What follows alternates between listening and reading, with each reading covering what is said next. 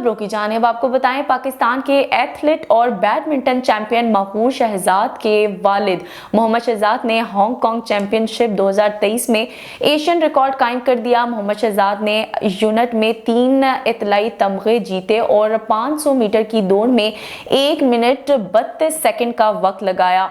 H group में ये एक नया एशियन रिकॉर्ड अपने नाम किया है। इस दौरान उन्होंने 2000 मीटर की दौड़ 7 मिनट में 12 सेकंड्स में कंप्लीट की। फरवरी में माहूर के वालिद ने पुर्तगाल में मुनक्किद चैंपियनशिप को 2 गोल्ड मेडल से भी जीता था। भारत की साबिक टेनिस स्टार सानिया मिर्जा ने भी भारत में सरापा एहतजाज के हक में आवाज बुलंद कर दी। इस हवाले से समाजी राब्ते की वेबसाइट ट्विटर पर सानिया मिर्जा ने लिखा है कि एक एथलीट और बतौर एक खातून के तौर पर देखना बहुत मुश्किल है। इन एथलीट्स ने मुल्क का नाम रोशन किया है और हम सब ने इनके साथ जश्न मनाया है।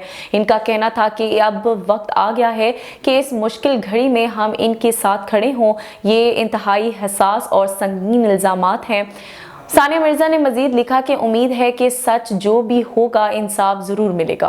और आपको बताएं, पाकिस्तान और न्यूजीलैंड के दरमियान वनडे सीरीज का दूसरा मैच आज रावलपिंडी में खेला जाएगा। दोनों टीमों के दरमियान मैच वनडे नाइट होगा, जो पाकिस्तान के म्यारी वक्त के मुताबिक दोपहर 3:30 बजे शुरू होगा। कौमी टीम को 5 मैचों की सीरीज में कीवीज के खिलाफ 1-0 से बढ़तरी हासिल है।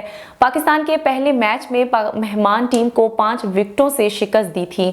जराये के मुताबिक दूसरे वनडे के लिए कौमी टीम में 1 से 2 तब्दीलियों का इम्कान है।